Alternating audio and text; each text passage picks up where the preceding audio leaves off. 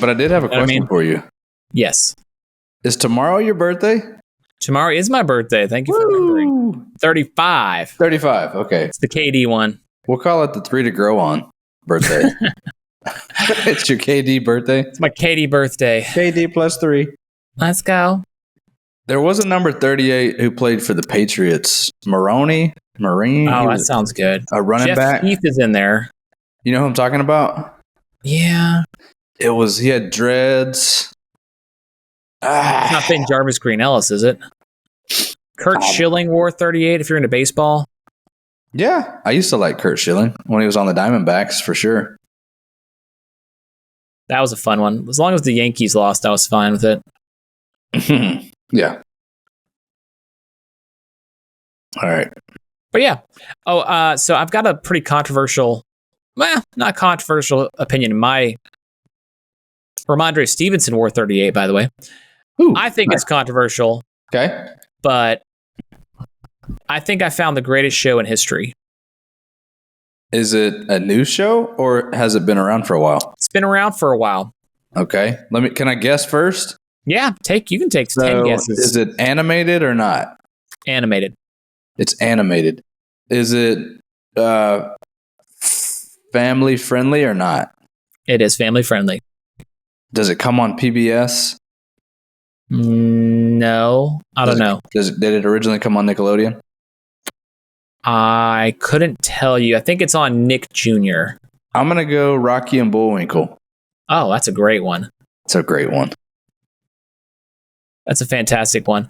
It's actually on Disney, the Disney Channel, Disney Junior and the Disney Channel. So it's current. It is current. Now, it's not an American show. It was not based in America. It's not Bluey, is it? It is Bluey. Bluey is the greatest show. Bluey is better than 24. Bluey is better than Breaking Bad. It's better than The Wire. It's better than Game of Anything. It is lit. Can I tell you what helps make Bluey great? Because I've watched Bluey. And I'll tell you, I went to the beach with my family about 2 years ago. And I got back home and I started watching Bluey by myself. You agree then? And here's what I realized. The character development's great. It's naturally pretty positive. But the thing that they've got down is the background music provokes your emotions. And so you go into this emotional state where you're like, oh my gosh, I can feel everything right now. And somehow they fit that into the show. I think it's awesome. They do great. The subtle humor is what gets me, and the subtle stabs to the heart. So the dad, that's the dad I aspire to be. Of course. Just plain and simple. The dad from Bluey is I just want to make him proud. Right. I'm being honest. And there's 3 things that really got me in these episodes. So one of them was, like, Dad, we want to paint you. He goes, okay, you can paint me. I'm just going to lay down here and pretend to take a nap. I'm like, that's hilarious. Well done. The other one was, which one was it? The one that got me in the heartstrings really good was he's dreaming and he's holding an Aussie Rules football. Yeah. And Bluey comes and asks, like, what's Dad dreaming about? And the mom goes, I think he's probably dreaming about playing football with his mates. He's like, well, why doesn't he just go play? He's like, well, he can't anymore. He doesn't have time. And I was like, ooh. Golly. It's like he's too busy taking care of you and working. And I'm like, oh, he is. He's such a good dad. Oh my gosh. And then the one we've been watching is actually called Beach. And in the episode, at the end of it anyway, there's some fairy tales. It's like a longer one. The fairy tales one. He's talking about how back in the 80s, they didn't wear helmets. They're like, you didn't wear helmets? It was the 80s. It was a wild time. Your mom wrote your name on everything. That was true. Hair was always in perms. I remember my t-shirts. All my shirts had my name on the tag. Yes, everything. Crazy. Yeah. And then what did he say? Oh, they blamed him for like eating the cereal, and so his mom like pulls a shoe out to throw at him. They're like, "Wow, Nana was mean." He goes, "Moms were allowed to be mean in the 80s," and I was like, "That's so this is so good." It's called discipline, which is love. It's a love language. It is. So Bluey, all-time greatest show. I would agree with you on that. I'm not going to disagree. So, what a beautiful show. What a way to start. Goodness gracious. And you're wearing all Bluey, so it's Speaking perfect. of Bluey, how about Bryce Young getting benched? Oh my gosh. Yeah, we're going to cover some NFL today. A lot of recaps from last week, some games we're looking forward to this week. I have one college note and one soccer note. Wow. Okay. Yeah. Proud of you. Yeah. Poor Bryce Young. Little buddy. Never stood a chance. He's just so tiny and sweet. He's a little guy. And he always, even when he was at Bama, he kind of just looks like a high school quarterback. Like the dude can ball. When he was going to go number one, I was kind of shocked. I was like, yeah, I mean, he's really good. It was the, 7 to 10 step drop. Right. That I was like, that's not going to work in the NFL. Like, he's got a lot of time. He's got the best line and probably, 5 skilled NFL players on his team in Alabama. That's hard to then get to the league and it's a level playing field, kind of like you were saying. I think that's a big thing that we're dealing with here is, I think I was texting you about this earlier, like, when was he an underdog in college? I don't think he ever was, because he came in, didn't he win the Heisman his freshman year? Or either that, he was runner-up, one or the other. Yeah, he was good from the start at Alabama, but he's surrounded by NFL caliber athletes, and he only has 3 or 4 games a year that are really competitive. Right. And I think that's something that kind of gets overlooked a little bit is, man, it's like you go from being the top dog and being the best at everything, and then your confidence gets shot because you can't complete a pass because you don't have the talent on your side and you don't have time. Last week, he had the most time as far as pressure. Like, he was the least pressured quarterback, and I don't even know if he attempted a pass 15 yards or more. He won the Heisman in his sophomore year, by the way. That's what it was. Yeah, and then freshman, he played a couple games but didn't do much.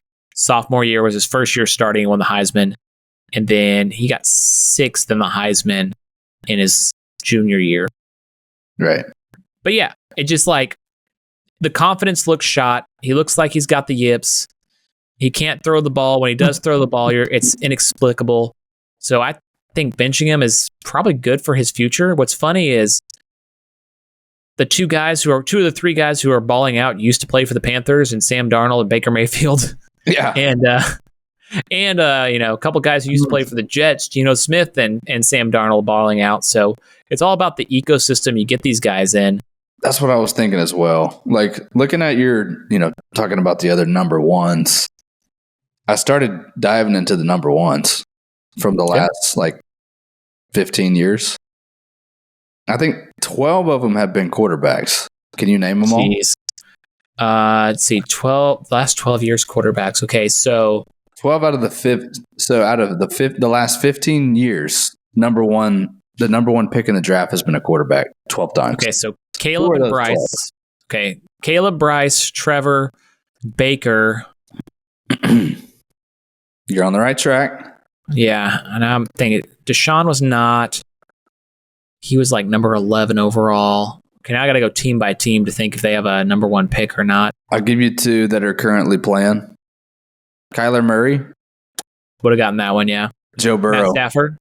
Oh, Stafford too. Burrow. Stafford's 1 as well. Yep. I gotta go division by division. Lions. So that's. Oh my gosh, Jared Goff was a number 1 pick. Jared Goff was number 1. Wow. So Caleb, I already said. Eagles, no. Redskins, no. Or whatever the name is. Crab legs. Oh, Jameis, the backup in Cleveland, soon to be the starter. I'm just saying, we'll see if those Superman. He's not still playing. Not still playing, but he was still a number 1 pick. The three that aren't playing are Cam Newton, Sam Bradford, and Andrew Luck. And you got. I thought you were talking about still playing, but okay. Yeah, so we got a bunch of them there. 9 of those guys are still in the league, and about half of them are with their original team. So to your point that sometimes it's the second stop or it's a little later in their career. Baker's on his 3rd or 4th team now. Jared Goff is on his 2nd team. Jameis is on his, 3rd or 4th team? He was 3rd at least. 2nd team. So it always doesn't work out your first stop. I think situation's important. culture, man. Because I'm worried about Caleb. So their offensive coordinator was the offensive coordinator last year for the Seahawks, and it was not good. And now he's coaching up the Bears, and it still doesn't look good. So I'm like, why did he get rehired for a young quarterback? Like bring in a coach who can develop a young guy. I don't know. I think the coaching staff's gonna be gone after this year in Chicago based on their start. I think what's been interesting to me is fire them all. We were so hype on like the receivers and the running back. We never really talked about the offensive line. It's a big one. At least I don't remember. And so the first 2 weeks, it's like, do they not have a good offensive line? Whoops. Or the Texans are also, they threw 500 different looks at him. He was under pressure all day. Yeah. Who was it week 1? Who did they lose to week 1? The Bears. Titans. Oh, no, they beat the Titans, but they didn't score any points. They beat the Titans. The Titans have a good defense. Allegedly. Sorry, the Bears have a good defense. The Bears ranked 11th in their offensive line in the preseason. Yeah. But they haven't performed. Excuse me, they haven't performed well. That's for sure. Right. Yeah, so that's for dang sure. I still think that it'll buff out. He's too talented. I think he's a lot more talented than Bryce Young, but I would agree with that. Confidence is, I think that's a real thing as well. And he also had some struggles at USC. I mean, the team wasn't great. They were great his first Lincoln year. Riley's fault. Yeah. But then they went, 6-4? So he struggled a little bit. He also got a lot of reps, being at OU, 2 years at USC. So I think it's just going to be time in the seat for him. That's my guess. Yeah, I think he's too talented. I agree with you. Yeah. He's not Bryce Young. Like I think they've already put more talent around him in year 1, and I don't think his ego is very fragile. Yeah. Surprisingly. Right. The other one I wanted to talk about too was, Trevor Lawrence. I just don't know if he's the guy. He's completing only 50% of his passes. They went to the playoffs a couple of years ago. Yeah. And then they started hot last year, and you think, okay, they've turned the corner. And now he's falling apart. So I don't know if he's just more injured than it's letting on, or, I guess it's also just hard to win in the NFL. I think it's hard to win. And he had the first year was terrible, but you blame that on Urban Meyer. Right. And then last year they had that great start. I think they were like 9-3 or 9-2, something like that. And then they lost like 6 of the last 7. And just the wheels kind of fell off the whole team. And that's how their first 2 games have been. They should have beat the Dolphins. I can't believe they lost to the Dolphins. Can't believe they blew that game. And then you turn around and you lose to the Browns after they get blown out. It's like, that's got to be. The Browns are a good roster, and you got to get the wins. Here's the thing: you got to get the wins that are in front of you, especially. Right. It's such a short. It's a long season. It's 8, but it's only 18 weeks, 17 games. Right. You lose 1 or 2. That's the division or a playoff spot, especially for a team like that's kind of right on the cusp. You let a game like they did week 1 go, I don't know. That's some bad coaching. They need to reset some things there. Fire that coach too. Might as well. Yeah, fire that guy. The other big takeaway from week number 2 was, the injury bug was huge. They may change a lot of things for playoff contenders. First of all, Tua, they went ahead and put him on IR to give him more time. Saw that. So just automatic 4 weeks. And I don't really know what the Dolphins are going to do these 4 weeks, because they got slapped pretty good by the Bills, and they were going to lose that game anyway. But they got, let's see their upcoming schedule. They got the Seahawks, so that's a loss. They got the Titans and the Patriots. They can maybe split those. And the Colts don't look great. So if they're lucky, they can go 2-2 at best. It's the 1-3 more likely. And all of a sudden, you're looking at 1-3 puts them at 2-4. And then you got the Cardinals, the Dolphins. The Cardinals, the Bills, the Rams, and the Raiders. So not exactly, the Rams don't look great, but they can still pull out a win. Yeah, it's not a pushover schedule after those 4 weeks. So the Dolphins, they might be done. The quarterback's the most important position. If you got the guy, if you don't got the guy, it's trouble. Yeah, that high octane offense, and they got Achan, and Tyreek Hill, of course. But yeah, you got to have somebody to get it to him. So they picked up Huntley. Snoop. Who? They call him Snoop. Yeah, Snoop Huntley. He I mean, when he stepped in for the Ravens a few years ago, people were like, "Hey, can we make it work with Huntley?" Because he went to the Pro Bowl, but that's because everyone does. Right, true. But he may come in and be okay. I think it's going to be tough. But I'm definitely streaming the. We got to talk about how we're playing each other in fantasy. We'll end the show with that. Yeah, we'll get there. But yeah, the injuries. The Rams also. I think they said the Rams lost like 11 players. So their line, they had three of their starting offensive linemen are on IR. Gosh. And if you watch the first game against the Lions, Stafford's going to get murdered back there. Yeah. And then you lose Nakua, who's one of their better run blockers.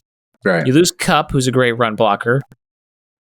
Kyren Williams, they kept handing him the ball, but it was ugly. So ugly game, ugly loss against the Cardinals. You know, we both kind of had the Rams as a sleeper playoff team, but when you lose 3 offensive linemen, it doesn't matter who's the quarterback. It doesn't matter what your skill positions are if he has half a second to throw.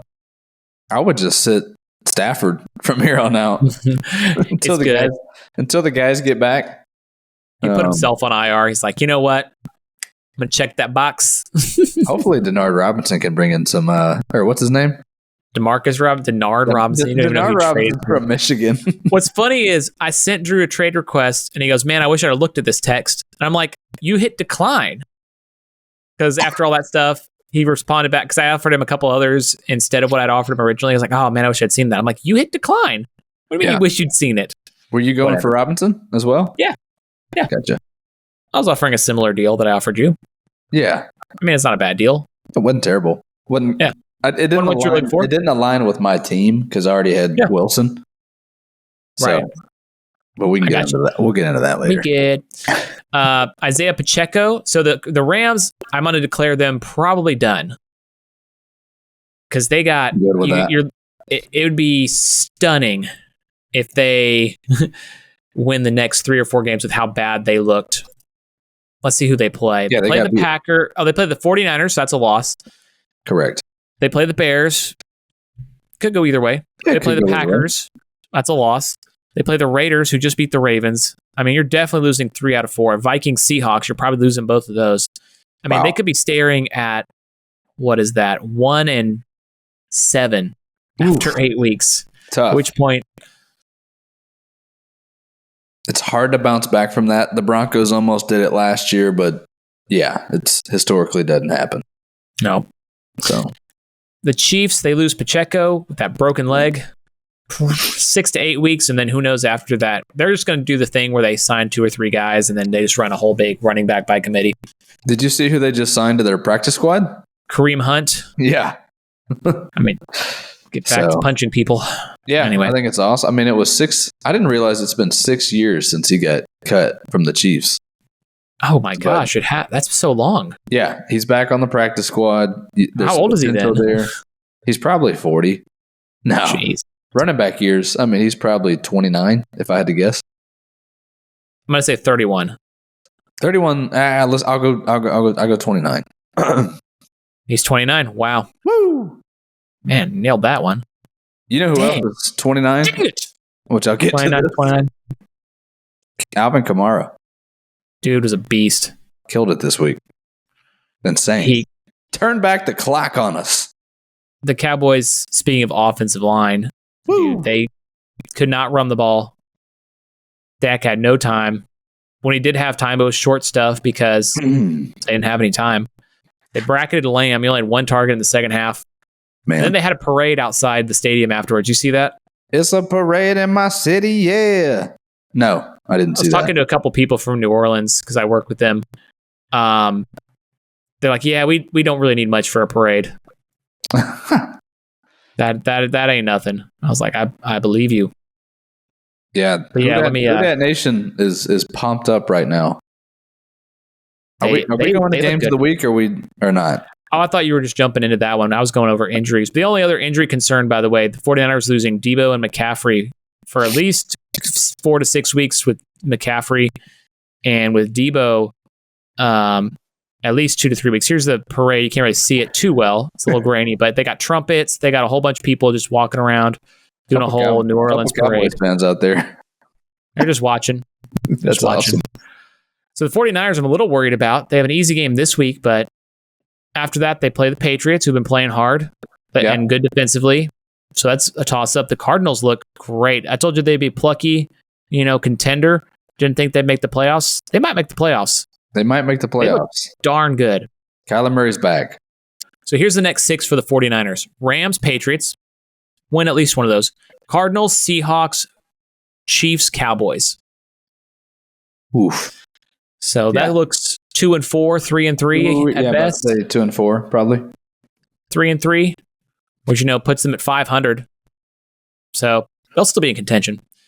But yeah, you want to go games of the week? I had a couple other things that one more thing I wanted to say beforehand. Man, the rookie receivers, kind of speaking of the Cardinals, 4 for 130 and 2 touchdowns. Marvin Harrison Jr., what's up? Yeah. And then, I don't know if you saw that catch in the back of the end zone. I did. And I don't regret not picking him yet. I'm afraid I'm going to regret not having him as a keeper at the end of the year. Yes. That makes sense. It does. You got some good players on your squad, though. Yeah. The other player, the other rookie, with Daniel Jones as quarterback, Malik Neighbors had 10 catches, 127 yards, and a touchdown. Saw that. Dude, they only threw it to him, and it was awesome. Because, first game, they were throwing it to everybody, and it's like, why are we doing that? Won't you be my neighbor? Exactly. Daniel Jones completed 16 passes, 170 yards. 10 of those and 127 yards to Neighbors. That's what you got to do. Just keep finding the dog. If you had to build your franchise right now and you had the choice between Daniel Jones and Sam Darnold, who would you go with? Sam Darnold. Ooh. Not even hard for me. How about Sam that? Darnold, he's not currently fundamentally broken. That's true. Daniel Jones seems fundamentally broken. Just seems that's the way it seems. Fundamentally. Fundamentally. Let's get into some games. Yeah, like we said, the Cowboys got stomped. Oof. That was a bad one. I regret making the Popeyes joke to the Louisianans at my work. Did you see the stat about the Saints offense? That they didn't punt? Well, they've scored on their first 15 out of 15 possessions this year they've scored on. Yeah, they only punted when the game was over, right? Yeah. I think they punted when the clock ran out or something like that. So, the first 15 possessions they scored on. So, they've been, they're the hottest offense in the NFL through the first 2 weeks, which I would have never guessed that. No, they looked so bad and so just average. Yeah. Stuck in the mud the last 2 years. Like Derek Carr was just dumping it off left and right. Check down king. Yeah. And now he's zipping it deep to Rashid Shaheed. Crazy. On these 70-yard bombs. And I'm like, what the heck is going on here? Like, what was that? And so, yeah, it's like totally remade. It's a rebirth almost of Derek Carr on that offense. Yeah. And they're using motion. I think Caleb Kubiak should be the next Cowboys coach. Him or Ben Johnson, the offensive coordinator in Detroit. You're moving on already? From McCarthy? Yeah. I think they're going to move on, so I might as well. I think McCarthy's a good coach. I'm just saying, I think he's going to be fired. Dang. I'm just saying. I'm just saying. Kamara the defense turns back the clock. Crazy. Dude, 5 touchdowns. Insanity. Man. And he only had 2 catches. That's the other thing, too, is he did a lot with them, but normally he's getting 5 or 6 catches. He only had 2. They were just running left, running right, play action. Running left, running right, running middle, play action. Just dominating the line. So here was my question for you in regard to the Cowboys from week 1 to week 2. Yes. Was it the players? Was it the head coach? Or was it the scheme from week to week? Why did we look like 2 different teams almost? Right. I would say the defensive scheme got trucked. Okay. And that the game effect kind of changed the offense scheme. The Cowboys offense plays really good from the front. From the front 9? Well, when we're in the lead, like they're the best team in the league with the lead. It's smooth, it's rhythmic. Yeah. When they're trailing, it's bad. And it seems like little mistakes happen to the Cowboys that don't. Like, who was the receiver? Oh, gosh. Who was the receiver? Maybe it was Jalen Brooks. I can't remember. 83. It's a timing route on Dak's first pick. Rookie.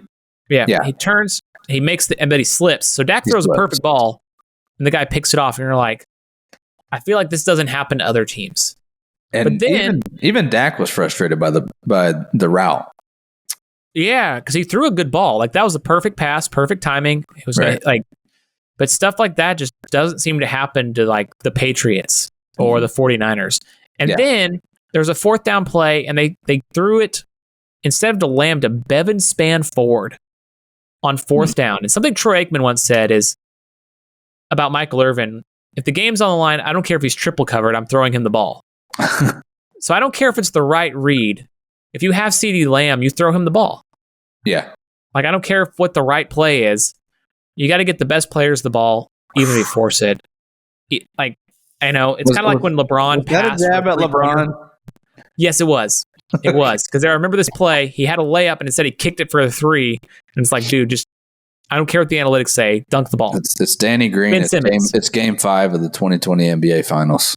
Is that the one you remember? Yeah. You were thinking it too. But that was one of them. You were thinking it too. I made the right play. I always have to get a jab at LeBron in when I can. 4 and 6. The other one I liked was, the game that I was looking forward to the most, and the one that was the weirdest outcome was the Bucs and the Lions. The thing that threw me off was I looked at, so the total yardage, the Bucs had 216 total yards. The Lions had 463. They just couldn't score. They kept getting down and kicking field goals. And then my boy Baker Magic had an 11-yard touchdown run, the longest run of his career, to win the game. It was awesome. It was crazy. That run where he juked the guy? Yeah. Woo. So. Yeah, Jared Goff was bad. You look at the stat line, you're like, okay, 34, 55. That's a lot of, 55 pass attempts. He did 307 yards. Well, they always have done well against the run, traditionally, Tampa Bay. But those two, and they were missing basically their whole secondary. And so that's why I was saying, like, I was going to stream them in fantasy. But then those two picks were just brutal, inexplicable. Yeah. And they just could not punch it in, like you said. Baker, early MVP? Ooh. I don't know if I'll go that far. Dang, I need to think about that. I mean, Derek Carr, Sam Darnold, Baker Mayfield. I would take Derek Carr over him at the moment if I was picking a crazy one. They're both balling. Give me Saquon. Saquon dropped the pass last night. Yeah, he cost his team the game. Yeah. It happens. But man, Baker's balling. It's so funny, like the redemption arc of Baker, Cleveland, and the Panthers are like, we need new quarterbacks. And he's over there like juking guys to the end zone. Remember the game he played with the Rams? Yes, on like 3 days where he hadn't even known the playbook and he won. He showed up on like a Thursday, and then by like Sunday they were like, "Hey, you're starting." He's like, "We have nobody else. I don't know the offense." He's like, "They're like, don't worry, we'll teach you as we go." He's gonna run an out. Just throw it to him. Yeah, throw it to him. They're probably talking to him in the helmet the whole game. Now that I'm thinking about it, they had to like dig up the turf so they could draw it in the dirt. Okay, so then he's gonna cut this piece. Oh, and then he's gonna run a post. He's drawing it on the back of the football. Here, let me see the ball. So you're going to go 15-yard post. Now, let me tell you. You're going to run a 10-yard out. Mm-hmm. And you're going to run a comeback. And you do the wheel route. Just always do the wheel route. The wheel route was my go-to Madden play. Probably in all goes, but yeah. You're a chunk and deep guy. I'm one of those jerks that runs the ball on Madden. Yeah. Drain the clock. You're gonna get one possession. You're gonna get one possession per half, and you're gonna like it. You better score.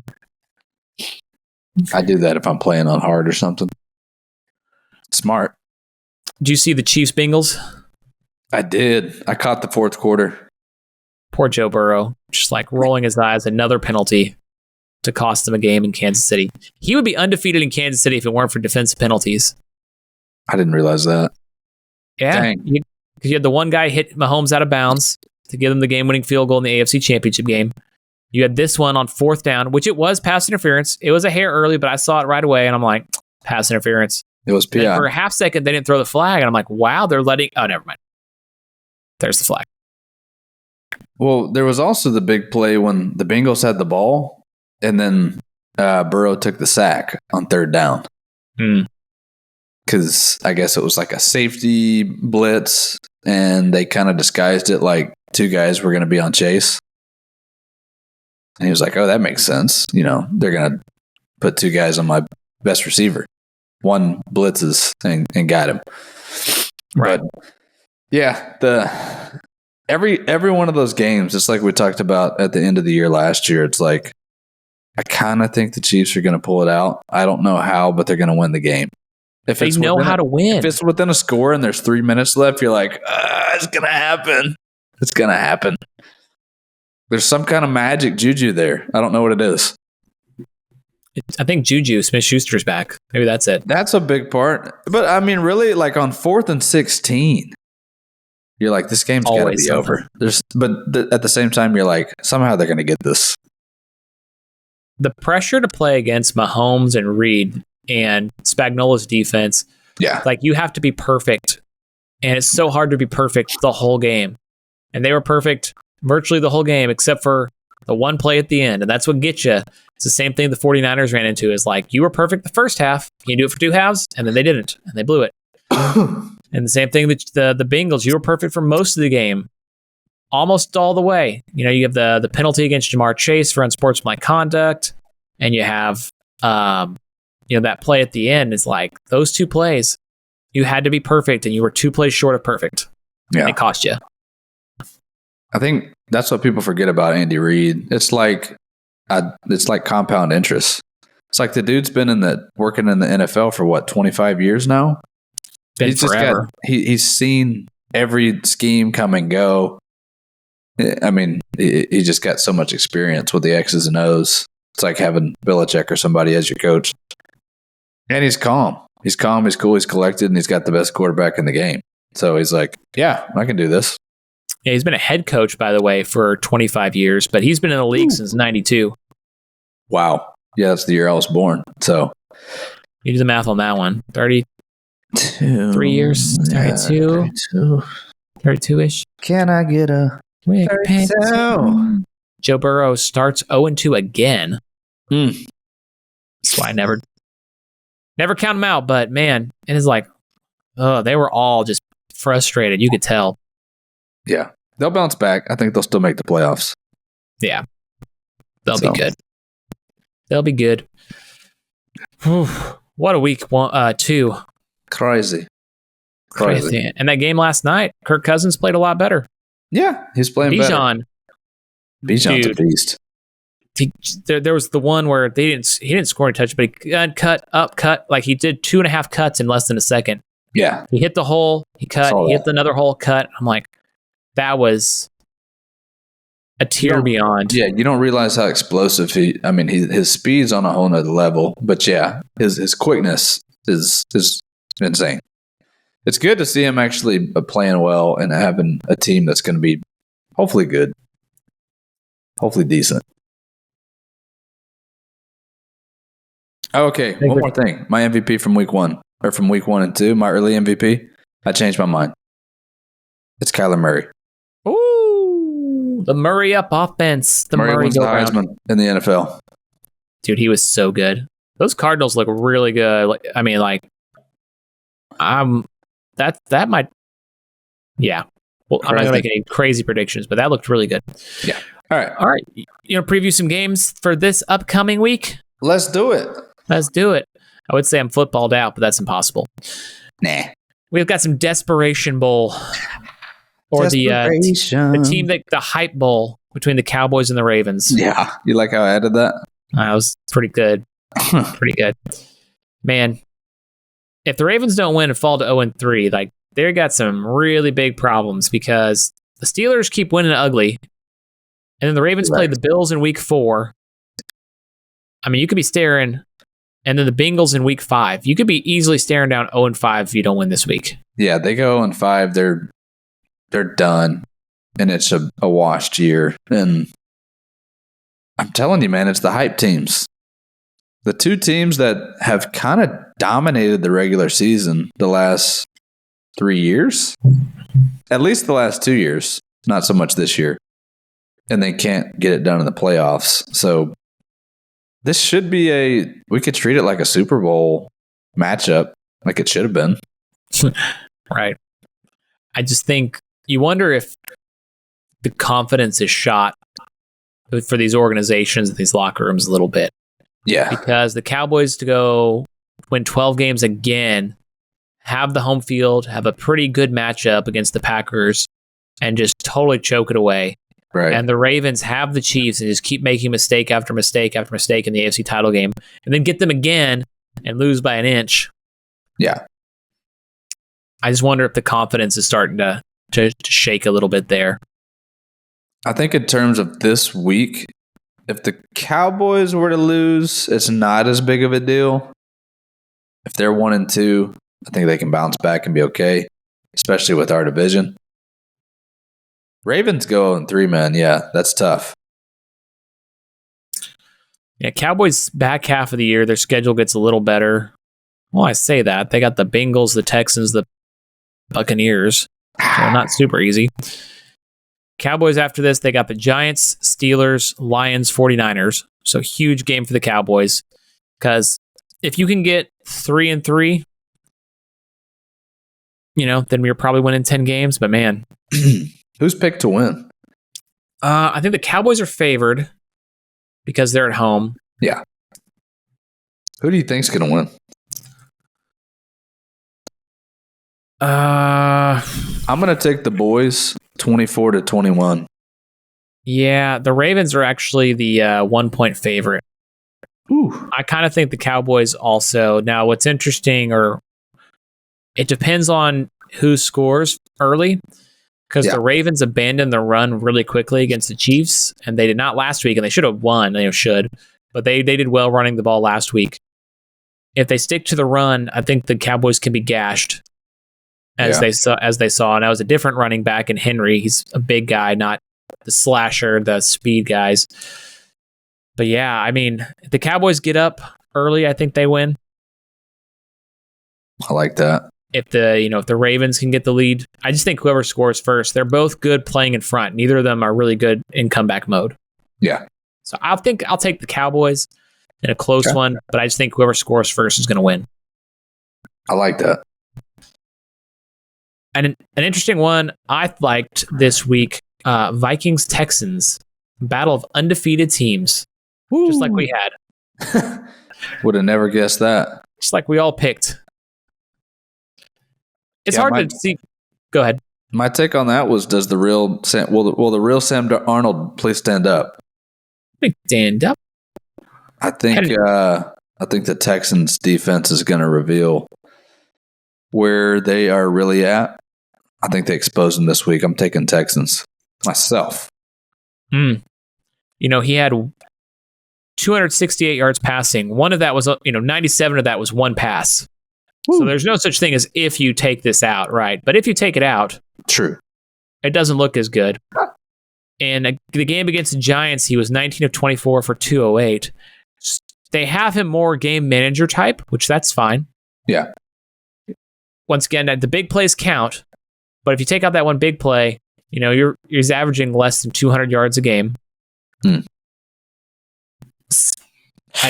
want to run the ball. They got Aaron Jones. They got Ty Chandler. Yeah, I think it might be an exposing kind of week.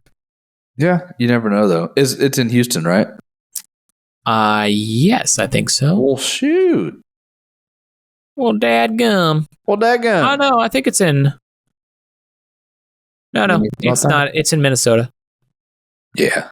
Well, could be a little different then. Yeah. For me, I want to know if CJ Stroud didn't play great last week. I mean, he was 23 of 36 for 260 and a touchdown. But that was a good defense they played against. And they only scored 19. The Colts defense kind of been exposed a couple weeks in a row. So the Vikings defense, it slowed down a 49er team without McCaffrey and the Giants. So I want to know if we're going to find out who's for real, who's a real contender. Yeah. Here.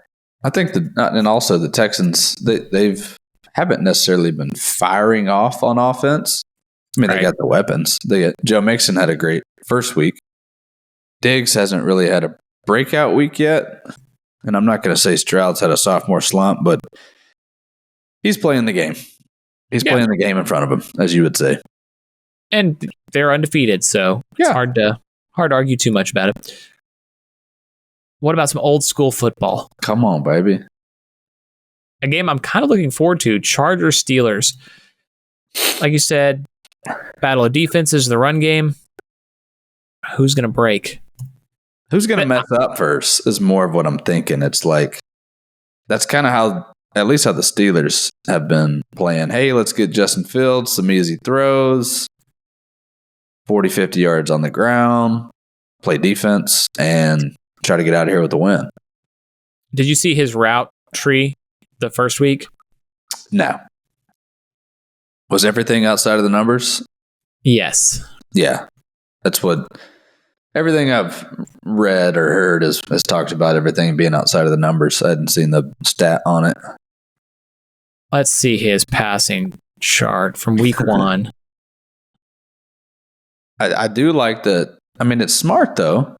They're like, hey, let's get him where he's comfortable. Get him on the run. Thanks get him Twitter outside for of the this. pocket. But yeah, look at this. Only 4 beyond 10 yards. Oh, wow. And everything was... Oh, I'm sorry. That's the wrong week. That's actually Caleb Williams. Was that last week?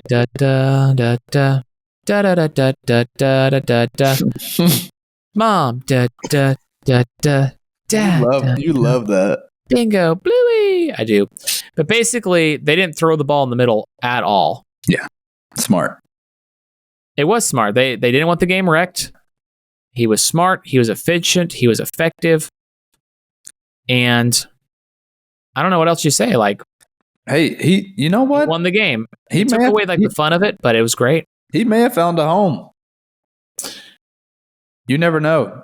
Mike Tomlin could be like, hey, this is what I do. Like, if you can do that for me, you can be here for another 5 years. His offensive. I'll give you 30 a year. How about that? I'll take it. I'll take that. Yeah. It's like Arthur Smith is his offensive coordinator, and he's always been run the ball and don't make mistakes. Yeah. So, I mean, if he's going to do that, then he's going to be great. Yeah. What do you think about the Chargers so far?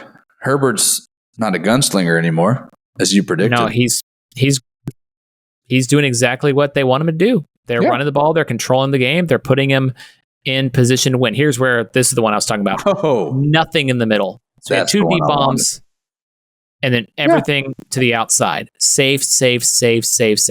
But those are smart. It's like, hey, let's keep it 5 to 10 yards, and then every now and then we'll get a 2nd and 2, and we'll do a bootleg and just launch a 50-yard bomb and see what happens. It'll either be a punt or a touchdown. So I don't hate it. I think it'll be good. Mm-hmm. Have you heard all the stuff about I guess a lot of teams are running like 2 high safeties, and that is why they've seen like the passing yards come down? Yeah, that started with Mahomes' 50 touchdown year. They just run that cover 2 shell. So that's if you can be good enough. Started to happen over the past few years. Yeah, if you can be good enough, like no one's going to beat me over the top. Yeah. And so if you can dink and dunk and you can stay patient, you can beat us. Got it. If you can. And if you can't, or if you're not patient, you're not going to win. Because then it's also harder in the red zone to actually like execute. So it's like, okay, it's fine if we compress the field and you kick field goals. It's fine with me. Yeah. So there's something to that for sure. Okay. That's not a new thing to this year. That's developed over time. That's been, you might see a lot more of it. I mean, and offensive change, defense has changed. There's a lot more running the ball, I feel like. There's less preseason games being played. So like Kirk Cousins didn't play at all in preseason with his new team. No reps, no live reps except for practice. And then like, wow, he looked horrible week 1. Well, of course he did. He hasn't had any practice with them. And you see that a lot with different players too, of like, you're just not playing in the preseason as well. And so it's like, what do you expect? What you gonna do? What you gonna do when they come for you? Justin Herbert, by the way, is averaging 135 yards per game right now. All that. So they're running, they're winning. All they care about is winning. So they've been dominant. The first 2 games, like I predicted, told you they'd win. No. And Harbaugh knows how to win. These next 2 will be the tests. They got the Chargers, play the Steelers, and the Chiefs. And I got a joke about Harbaugh. Go for it. You know his favorite defensive scheme, right? What's that? He likes to spy on the quarterback. Little Connor Stalions humor. Go Blue. I literally just thought of that off the top of my head. So I'm gonna how does it feel one. to be both a genius and a comic at the same time? It's great. It's a hard life, but I enjoy it. So it's the way it's hard to do. Yeah, but we'll see this week if the Chargers or the Steelers are real contenders. You got to win the games. Got to win the game in front of you. Got to win the games.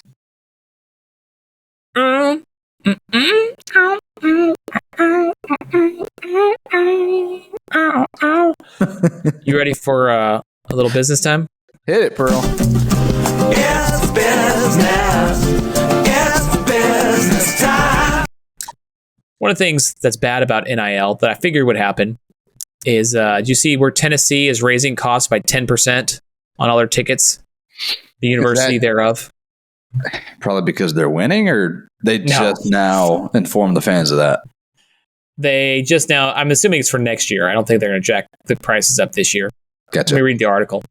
Oh, yeah. Beginning is part of their new revenue sharing plan to help pay for the athletes. So NIL is basically causing them to say they're going to add a 10% talent fee on top of tickets to pay for part of their new revenue sharing plan.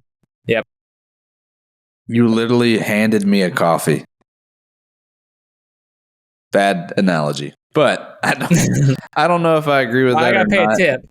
Put the tip jar out. The NIL thing. I'm slowly, and here's the thing. The NFL and other sports leagues, and just don't tell me you're doing that. Just do it. Don't tell me why. Just up the prices. Yeah, don't even matter why. I don't need the backstory, because when you give me the story, now I have something to complain about. Mm-hmm. Because I'm like, no.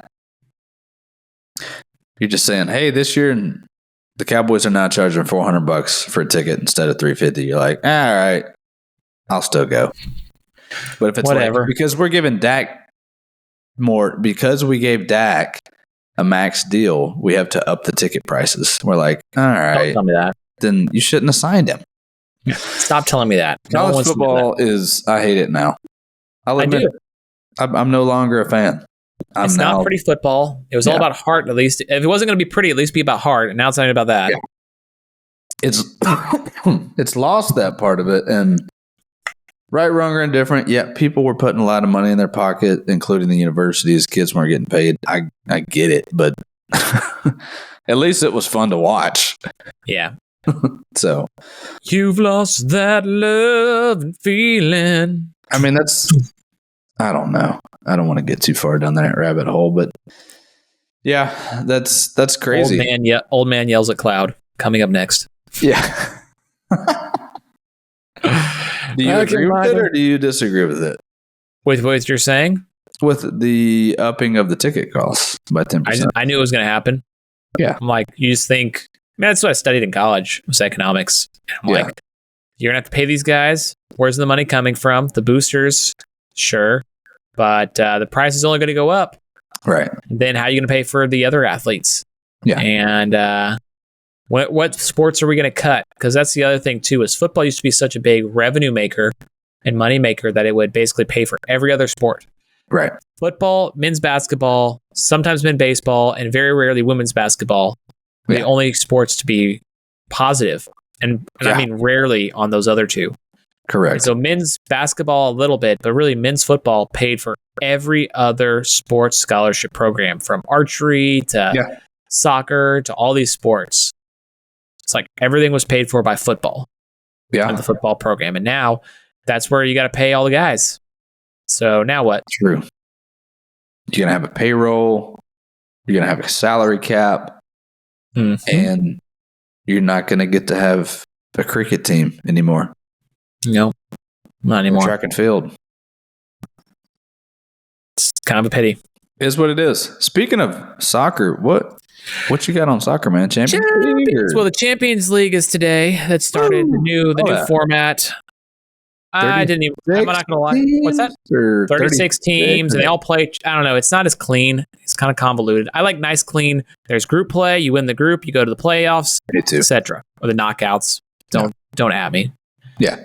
But the main thing I want to talk about was Real Madrid signed this 17-year-old forward named Endrick, and he just beams with confidence. Maybe too much, but that's what you want in a forward. So to set the stage, Real Madrid is up 2-1. The game is almost over. They're closing it out. Yeah. Stuttgart is pushing all their players forward. It's counterattack. It is 5-on-2. 5 Real Madrid, 2 Stuttgart. Endrick gets the ball. He has Kylian Mbappe, arguably the best player in the world, on his left, and he has Vinicius Jr., arguably the best player, on his right to pass to. He has Valverde, a great player, and Goulet, another goal scorer, behind him. He has 5 guys going with him. He has so many options. He's 30 yards out. Guess what he does? Does he bury it? He rips it. Here's the picture of where this is like after the ball goes in. So he basically shoots it from where the red guy is. You have him, Valverde. So there's him right there in the middle, the Brazilian with the black hair. Yeah. Valverde is putting his arms out like this, like, what are you doing? Why are you shooting? And then the ball goes in. But yeah, you have Vinny out here on the right. You have Mbappe there on the left. You have the goalie was like, man, I'm glad he was so confident he made it, because otherwise they would have killed him. Yeah. Was that his first game? That was his first Champions League game. Okay. And so he's on for the last 10 minutes, 15 minutes normally, giving him some minutes. He could score some bangers, but also like, hey, buddy, you're 18, and these two guys, they're killers. They've been doing this. This guy, Vinicius, he scored the game winner in like 2 different Champions League finals. Right. He's sliding the ball. And he's like, I'm ripping it from 30 because the goalie was backing up. He just, I'm ripping it. The goalie got his hand to it, but it still went in. I was like, I need some of that confidence in my life. So Absolutely. I'm going to be a reckless 18-year-old Brazilian kid from here on out. If you're the coach, how do you respond to that? In the post-game interview, he goes, he's got balls. It's his first race. Like, he's got balls. He's very confident. It's a good limp leg. He didn't take a stance. He said, hey, I like it. I like it. That's what he said. It's good to be confident. Glad he's confident. Take some balls to shoot that. But I think all the players have the same thought of like, oh, you're shooting that. It's like chucking a half quarter when you have Steph and Clay camped in the corner open. He's just like, I'm going to pull Jordan Poole's like, I got this. Last little topic here. You ready to lose this week? Woo! Me versus you, baby. Let's go. The undefeated Dudes Where's Lamar. Pull this up. Throw the matchup, yeah. Throw the matchup right here. The only difference I'm going to have is I'm going to throw Robinson in there. Instead of Cup. Once that trade goes through, because, Cup's, he's out for 4 weeks? Or he's just doubtful, right? No, they said he's going to be out for a minute. He's technically doubtful until he's officially ruled out, but he's going to be out for a while. So here's your squad, which has been cooking, averaging 151. Yeah.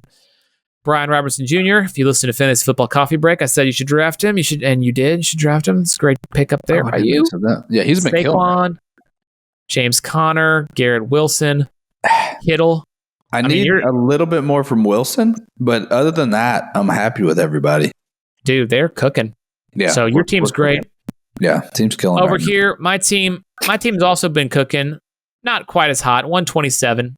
Or sorry, I've been averaging 121 a game, but I'm not one exactly because I didn't have golf the first week. It was awful this week. Yeah. Dropping him. But I can say this. I'm going to pick up Geno because you're behind me in the waiver wire. Let's go. And no one's going to pick Geno up. So I'm going Geno this week. But Derrick Henry against Dallas, I like that matchup considering how much they got cooked. Speaking of cooked, James Cook against Jacksonville. He's been killing it. If we're going to cook anything, we need some rice and lamb with Rashee Rice and CeeDee Lamb. They've been balling out. Balling out. Trey McBride, I have no joke for him, but he's been great at tight end. Deontay Johnson with the new quarterback. Sam Darnold. No, wait. Not Sam Darnold. It's going to be Andy Dalton. Andy Dalton. I was like, the other guy. Yeah. Yeah, sorry. Andy Dalton, a professional quarterback. So I'm thinking he'll get closer to his 12. He's getting 6 or 7 looks a game. But I mean, just longer sustained drives, able to actually complete a pass. Seattle against Miami with their backup quarterback. Smart. Loving that. Smart. This game screams field goal game, so I'm going to keep Boswell, I think. Ooh. Not even to mess with the kicker. Screams a field goal game, but it might be a fast game. So that's my worry is they're going to run the ball so much, they're only going to get 2 or 3 scoring opportunities each. It's going to be a fun matchup. And we got a lot of our guys playing in the games against each other in real life. Yes. So that'll make it fun to watch, too. That'll make the games fun to watch. Mm-hmm. Yeah, we got a lot of Steelers. Sorry, we got a lot of Steelers, a lot of Chargers. What's your guess? What do you think is going to happen? I think... Do I have to play you twice this year? I think maybe. Let me look at the schedule. I was going to say, there's some people that you can't beat and some people you can beat. And I'm going to go 130. I'm going to say that I have 131 to your 125. I'm going to beat you. I'm going to say, let's see here if I have a Monday night guy. Let me see here. The Monday night guy. Saquon made me so nervous the other night. I have James Cook on Monday night, so I'm going to win 133 to 131. Okay. So either way, I score 131. Yeah, I like that. It's a good pick. Take 2 plus 2. Cool. But there's a couple people like this where you just, whatever happens, you always seem to beat them. Yeah. And there's like people you always lose to no matter what happens. So we'll see if you can break that curse, because I don't remember if you've ever beaten me. I don't think so. I think I've always gotten edged by you. It's like always this close, and it's always like kind of comical how close it is. Yeah, I remember that. And I know it drives you crazy, and absolutely makes it even more fun. Which makes it more fun for me. I'm not a competitive psycho. What? No. We only played each other once this year in a weird tournament. Oh, nice. Okay, that makes me feel better. I don't know if I could take 2 losses for my... I'm going to beat Michael twice this year. I always seem to edge Michael also. Like, I feel like Michael's going to...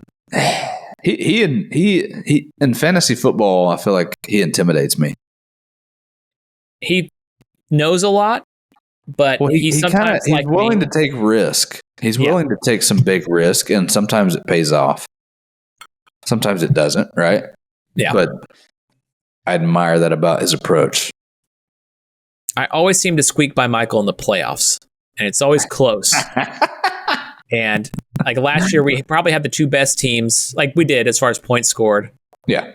And it was an incredible game. Let me pull up that one. I think I edged him like 151 to 148 or something insane like that. We were like, I needed to take a rest for a while. Whew. It's the theme of our podcast. Edging. I was like taking a rest. Well, with that one, I'll 38. 38.